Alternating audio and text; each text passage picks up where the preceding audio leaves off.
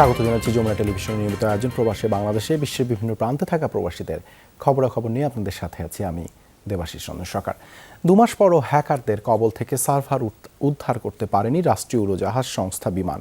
নানা চেষ্টা করেও কোনো কুল কিনারা করতে পারছে না তারা। এরই মধ্যে বার্ষিক প্রতিবেদন ও বেতন ভাতা পরিশোধে দেখা দিয়েছে বিশৃঙ্খলা। বিষয়টিতে উদ্বেগ জানিয়ে বিশেষজ্ঞরা বলছেন এটি রাষ্ট্রীয় সংস্থার জন্য চরম ব্যর্থতা। আরও জানাচ্ছেন আব্দুল্লাহ তুহিন। বাংলাদেশ বিমানের দেশি বিদেশি যোগাযোগের অত্যন্ত গুরুত্বপূর্ণ মেইল সার্ভার হ্যাকের খবর জানাজানি হয় 17 মার্চ। এর আরও আগে র্যানসামওয়্যার নামে বিশেষ এক ধরনের ম্যালওয়্যার দিয়ে মেইল সার্ভারের নিয়ন্ত্রণ নেয় হ্যাকাররা, দাবি করে মোটা অঙ্কের টাকা, যার ফলে অনিশ্চয়তায় পড়ে বার্ষিক প্রতিবেদন ও অডিট রিপোর্ট প্রস্তুতের কাজ। আমাদেরকে নিজেদের ঘরকে নিজেদেরকে প্রোটেক্ট করতে হবে। আমরা যদি সেই জিনিসটা না করতে পারি, আমাদের ঘরকে যদি অন্যের জন্য খুলে দেই, তাহলে স্বাভাবিকভাবে আমার ঘরের মধ্যে জিনিস থাকবে না। সো আমি মনে করি যে সার্ভারটা হচ্ছে আমার নিজস্ব সম্পদ, আমার নিজস্ব তথ্য ভাণ্ডার।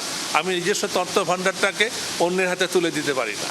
বিমান বাংলাদেশ এয়ারলাইন্স সহ সরকারি 29টি সংস্থা ও প্রতিষ্ঠানের তথ্যের সুরক্ষা নিশ্চিত করতে বিশেষ ব্যবস্থা নেওয়া হয়। এরপরও বিমানের সার্ভার হ্যাক চোখে আঙুল দিয়ে দেখিয়ে দিল নিরাপত্তা ব্যবস্থার দুর্বলতা। র্যানসামওয়্যারে যখন কোনো সিস্টেম আক্রান্ত হয়, তাহলে সেই সিস্টেমটি যতক্ষণ পর্যন্ত ডিক্রিপশন করা না হবে বা মুক্তিপণ দিয়ে দেওয়া না হবে, ততক্ষণ পর্যন্ত সেটি রেস্ট্রিক্টেড বা ব্লক অবস্থায় থাকবে। বাংলাদেশ বিমানের ক্ষেত্রেও সেম ঘটনাটি ঘটেছে। এক্ষেত্রে বাংলাদেশ বিমান সবচেয়ে একটি লোকসানের সম্মুখীন হবে। চলতি বছর জানুয়ারিতে লন্ডন সহ কয়েকটি স্টেশনে টাকা পাঠানোর জন্য ফেক মেইল পাঠায় হ্যাকাররা। টাকা না পেয়ে 18 মার্চ ব্যাপক আকারে সার্ভারের নিয়ন্ত্রণ নেওয়ার পরই হ্যাকারদের বিষয়টি জানাজানি হয়। 2 মাস পেরিয়ে গেলেও সার্ভার উদ্ধার তো দূরের কথা, কাদের অবহেলা ছিল তাও প্রকাশ করেনি বিমান। ঠিক হয়ে যাবে, এটা তো আপনার অস্ট্রেলিয়া হয়েছে, আপনার তো হয়েছে, ব্রিটিশ এয়ারওয়েজের হয়েছে। ক্ষতি হচ্ছে না এখনো, মানে ঠিক করতে কাজ চলতেছে তো। আর কতদিন লাগবে? এটা তো আইসিটিও কাজ করতেছে, আমাদের এক্সপার্টরাও কাজ করতেছে। তো বলছিনি মানে কোনো টার্গেট নাই বা হয়ে যাবে বা এরকম কোনো সম্ভাবনা আমরা বলতে পারি। আমরা তো বলতেছি কাজ করতেছি, হইতেছে, নতুন হচ্ছে না, যে ক্ষয়ক্ষতি যেটা হয়েছে এটার থেকে যাতে ফার্দার না হয় সেই দিকেও প্রোটেকশন নেওয়া হচ্ছে। তার মানে সুনির্দিষ্টই নাই যে কবে নাগাদ ঠিক হয়ে যাবে। আইসোলেটেড দেখার তো শুধু, আমি ওই দিন তো চার্ট নিলাম, সমস্ত এয়ারলাইন্সগুলো, বড় বড় এয়ারলাইন্স সবগুলাই সাইবার অ্যাটাক হয়েছে। বিমানের আর্থিক হিসেব রাখার জন্য সান সিস্টেম এবং বেতন ভাতার জন্য ব্যবহার করা হয় পেরোল সিস্টেম। গুরুত্বপূর্ণ সিস্টেম দুটি নিয়ন্ত্রণে নেয় হ্যাকাররা। তো মাঝে একটা ভুয়া ছড়াচ্ছে, যেটা 5 বিলিয়ন অমুক র্যানসাম দাবি করছে, এটা একেবারেই ভুল কথা আর কি, মিথ্যা কথা। যে সমস্ত ইমেইল প্রবলেম ছিল এগুলো আমরা আইসোলেট করেছি, আর যেগুলো আমাদের অপারেশনাল এগুলো আমরা আমাদের তখনই রিকভার করে কাজ চলছে, কোনো অসুবিধা নাই। এবং এখানে যে বিষয়গুলো আছে আমরা এটা ডিজিটাল সিকিউরিটি অথরিটির সাথে যোগাযোগ রেখে আমরা কাজ রিকভার করে যাচ্ছি। এটা লোকসানে জর্জরিত বিমানের অনিয়ম ও লুটপাটের অভিযোগ ধামাচাপা দিতে এমন ঘটনা ঘটানোর শঙ্কাও উড়িয়ে দিচ্ছেন না এভিয়েশন বিশেষজ্ঞরা। আব্দুল্লাহ তুহিন, যমুনা নিউজ, ঢাকা। ইতালির গরিজিয়া শহরে আয়োজন করা হয়েছে ভ্রাম্যমাণ কনসুলার সেবা। দেশটিতে অবস্থিত বাংলাদেশ কনসুলেটের উদ্যোগে করা হয় এই আয়োজন। গরিজিয়ায় বসবাসরত বাংলাদেশি প্রবাসীদের পাশাপাশি এতে অংশ নেন মনফালকন, ভেনিস, পর্তেননের প্রায় 1,500 প্রবাসীরা। কনসুলার সেবা প্রবাসীদের কাছাকাছি পৌঁছে দিতেই এই ধরনের উদ্যোগ বলে জানান কনসাল জেনারেল MJH জাভেদ। এছাড়া আয়োজনে কনসুলার সেবার পাশাপাশি স্থানীয় পুলিশ প্রধান সহ অন্যান্য প্রশাসনিক কর্মকর্তাদের সাথে বৈঠক করেন কনসুলেটের কর্মকর্তারা। আলোচনা করা হয় প্রবাসীদের বিভিন্ন সমস্যার সমাধান নিয়ে। বাংলাদেশ কনসুলেটের এই উদ্যোগে সন্তুষ্টি প্রকাশ করেছেন প্রবাসীরা। বৈধ পথে প্রবাসীদের রেমিটেন্স প্রেরণে উৎসাহিত করতে যুক্তরাজ্যের বার্মিংহামে অনুষ্ঠিত হয়েছে রোড শো।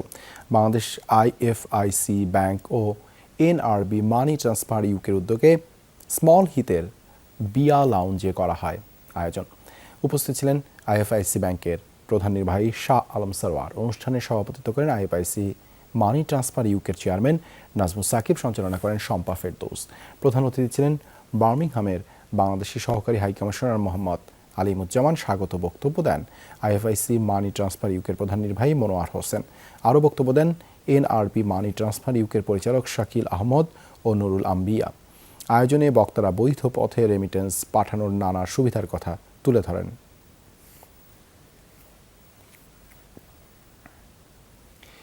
মালয়েশিয়ার কুয়ালালামপুরে নানা আয়োজনে অনুষ্ঠিত হয়েছে বৈশাখী মেলা। মালয়েশিয়া বাংলাদেশ ফোরাম অ্যাসোসিয়েশনের উদ্যোগে ক্রাফট কমপ্লেক্সে হয় অনুষ্ঠান। দিনব্যাপী চলা এই মেলায় শিশুদের জন্য ছিল চিত্রাঙ্কন প্রতিযোগিতা। দেশটির বিভিন্ন অঞ্চল থেকে মেলায় অংশ নেন সর্বস্তরের বাংলাদেশি প্রবাসীরা। প্রধান অতিথি ছিলেন দেশটিতে নিযুক্ত বাংলাদেশ হাই কমিশনার মোহাম্মদ গোলাম সরওয়ার। তাকে স্বাগত জানান আয়োজক সংস্থার সভাপতি Nisar Kader, senior vice president doctor Shankar Chandra Poddar, vice president doctor Jahangir Alam ও আওয়াল হোসেন রাজন। সাংস্কৃতিক আয়োজনে স্থানীয় শিল্পীদের সাথে বাংলাদেশ থেকে যোগ দেন খুরশিদ আলম, দিলশাদ নাহার কণা, পিন্টু ঘোষ সহ অনেকে। সহযোগিতা করেন ডক্টর মহুয়া রায় চৌধুরী, আশা হুসাইন, তাহমিনা বাড়ি রিনি। সঞ্চালনা করেন জাফর ফিরোজ, তিয়াসা কাবেজ ও শাকেরা হায়াত খান। মেলা টাইটানের স্পন্সর ছিল CBL money transfer, US Bangla airlines, সানোয়ে medical centre, KM cargo, placid money transfer, star Kabab restaurant, Pithaghar restaurant ও পিকোলো কোকোনাট ওয়াটার। পর্তুগালের কাভিলা শহরে নিজ বাসা থেকে সাজু আহমেদ নামে এক প্রবাসী বাংলাদেশের মরদেহ উদ্ধার করা হয়েছে। গেল মঙ্গলবার তার নিজের বাসায় সাজু আহমেদ আত্মহত্যা করেছেন বলে জানায় পুলিশ। 25 বছর বয়সী সাজু আহমেদের বাড়ি সিলেটের ওসমানীনগর উপজেলার খাদদিওর গ্রামে। নিহতের রুমমেট ও বন্ধুরা জানায় পারিবারিক নানা জটিলতায় দীর্ঘদিন ধরেই মানসিক অবসাদে ভুগছিলেন তিনি। অল্প কিছুদিন আগে গ্রিস ছেড়ে স্থায়ী হয়েছিলেন পর্তুগালে। তার আকস্মিক মৃত্যুতে পরিবারে নেমে এসেছে শোকের ছায়া। বিদেশি কূটনীতিকদের বাড়তি নিরাপত্তা প্রত্যাহার নিয়মিত কার্যপরিধির অংশ উল্লেখ করে এটি কোনো ইস্যু নয় বলে মন্তব্য করেছেন পররাষ্ট্র প্রতিমন্ত্রী শাহরিয়ার আলম। তিনি বলেন, অন্য অনেক দেশের চেয়ে বাংলাদেশ কূটনীতিকদের ভালোভাবে ও দক্ষতার সাথে নিরাপত্তা দেয় ও দিয়ে যাবে। বিদেশি দূতদের গাড়িতে পতাকা ব্যবহার নিয়ে নতুন কোনো নির্দেশনা দেওয়া হয়নি বলেও জানান প্রতিমন্ত্রী। জাতিসংঘের সমুদ্র বিষয়ক সংস্থা IMOর মহাপরিচালক পদে নির্বাচন করছে বাংলাদেশ। সংস্থাটির সদস্য 40 দেশ। এদের মধ্যে ঢাকায় মিশন আছে 25টির। তাদের কাছে ভোট চাইতেই পররাষ্ট্র মন্ত্রণালয়ের এই আয়োজন। পূর্ব নির্ধারিত কর্মসূচি থাকায় আসেননি সৌদি রাষ্ট্রদূত। যুক্তরাষ্ট্র, যুক্তরাজ্য, জাপান, কানাডা, অস্ট্রেলিয়া সহ প্রভাবশালী অনেক দেশের মিশন প্রধানই আসেন রাষ্ট্রীয় অতিথি ভবন পদ্মায়। ভারত সহ কয়েকটি দেশের হাইকমিশনার না আসলেও ছিলেন তাদের প্রতিনিধি। দূতাবাস প্রধানরা গাড়িতে নিজ দেশের পতাকা সহ আসলেও ব্যতিক্রম ছিলেন যুক্তরাষ্ট্রের রাষ্ট্রদূত। কেন পতাকাবিহীন গাড়িতে পিটার হাস, সেই প্রশ্ন ছিল সাংবাদিকদের। না, ফ্ল্যাগ রিলেটেড কোনো নির্দেশনা আমাদের নেই। গেল সোমবার যুক্তরাষ্ট্র, যুক্তরাজ্য, জাপান ও ভারত প্রভাবশালী 4 দেশের মিশন প্রধানদের বাড়তি নিরাপত্তা বা এসকর্ট প্রত্যাহার করে সরকার। এটিকে স্বাভাবিক প্রক্রিয়া হিসেবে উল্লেখ করেন শাহরিয়ার আলম। আমরা এই বিষয়ে আর কোনো প্রশ্ন বা এনগেজমেন্টে যেতে চাচ্ছি না, because it's not an issue. এটা আমাদের নিয়মিত কার্যপরিধির একটি অংশ এবং সবাইকে ব্যাখ্যা করে দেওয়া হয়েছে এবং দ্যাটস হোয়াট ইট ইজ। এবং আমরা খুবই ওয়াকিবহাল। যুক্তরাষ্ট্র, যুক্তরাজ্য, জাপান 3 দেশের মিশন প্রধানই ছিলেন এসকর্ট ছাড়া। পররাষ্ট্র মন্ত্রণালয় বলছে, বিদেশি কূটনীতিকদের নিরাপত্তার বিষয়টি গুরুত্বপূর্ণ। স্বাগতিক দেশ হিসেবে ভিয়েনা কনভেনশন মেনে তা নিশ্চিত করছে বাংলাদেশ। কূটনীতিকদের নিরাপত্তার দায়িত্ব বাংলাদেশ পৃথিবীর অনেক দেশের চেয়ে অনেক ভালোভাবে দক্ষতার সাথে আমাদের নিরাপত্তা বাহিনীগুলি, সরকার, স্বরাষ্ট্র মন্ত্রণালয় অব্যাহতভাবে দিয়ে যাচ্ছে, দিয়ে যাবে। কিন্তু এই রিলেটেড যে কিছু ভুল তথ্যের ভিত্তিতে কিছু প্রশ্নের যে উদ্ভব হয়েছে, আমরা যথেষ্ট ব্যাখ্যা দিয়েছি। আমার মনে হয় ইট শুড এন্ড হিয়ার। 2 বন্ধুরাষ্ট্র চীন ও তুরস্ক IMO নির্বাচনে বাংলাদেশের অন্যতম প্রতিদ্বন্দ্বী হওয়ায় বৃহস্পতিবারের এই বৈঠকে তাদের আমন্ত্রণ জানায়নি পররাষ্ট্র মন্ত্রণালয়। যার সাথে প্রতিদ্বন্দ্বিতা তাকে তো আপনি নিশ্চয়ই ডাকবেন না। মাহফুজ মিশু, যমুনা নিউজ, ঢাকা। রোহিঙ্গা প্রত্যাবাসন নিয়ে আলোচনা করতে মিয়ানমারের প্রতিনিধি দল কবে আসবে তা জানে না পররাষ্ট্র মন্ত্রণালয়। এমনটাই জানিয়েছেন পররাষ্ট্র মন্ত্রণালয়ের মুখপাত্র সোহেলি সাবরিন।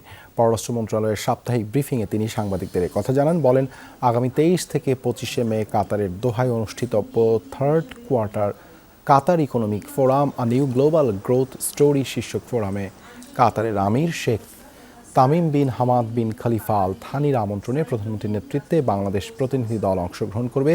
ব্লুমবার্গের সহায়তায় আয়োজিত এই ফোরামে বিশ্বের বিভিন্ন দেশের রাষ্ট্র ও সরকার প্রধান যোগ দেবেন। এই ফোরামের মূল উদ্দেশ্য হল বিশ্বব্যাপী চলমান বহুমুখী চ্যালেঞ্জ ও সংকটের সমাধানের পথ খুঁজে বের করা।